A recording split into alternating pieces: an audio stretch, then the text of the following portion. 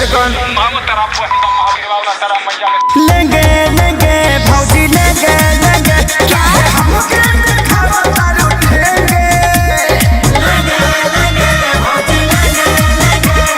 लेंगे लेंगे भौजी लेंगे लेंगे। बाबू तनी नाग धुन बजाओ अफ्रीकन स्टाइल में नाचे के बा।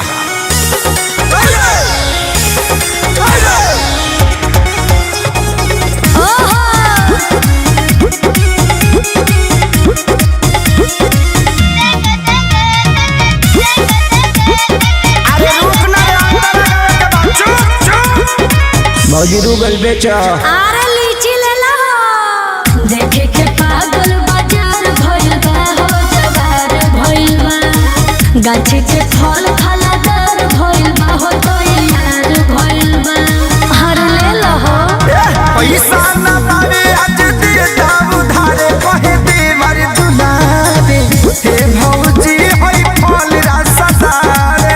अच्छा तू तो कुदार कुदे जैसे बेंगे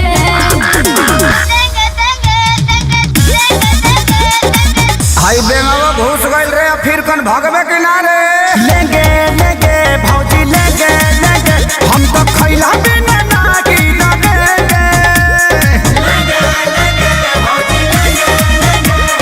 लेंगे लेंगे भौजी ले लेंगे।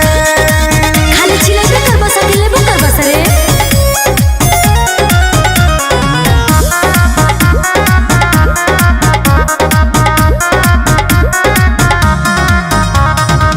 जल्दी से ले लो ना तो कम हो जाए हो खत्म हो जाए। अच्छा बड़ा कम जोर तो निदम हो जाए बॉडी बम हो जाए।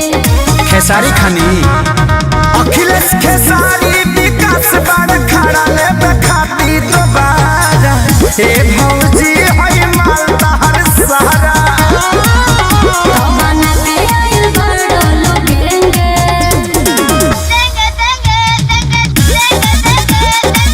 चुप हो जाना तो जहाँ साइज बड़ी वही जी भेज दे लेंगे लेंगे भौजी लेंगे लेंगे सच कहो तनी माल ना बचेंगे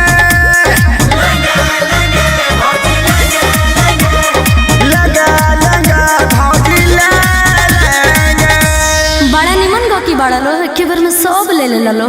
बड़का गांव पंचायत के पैसा है भौजी।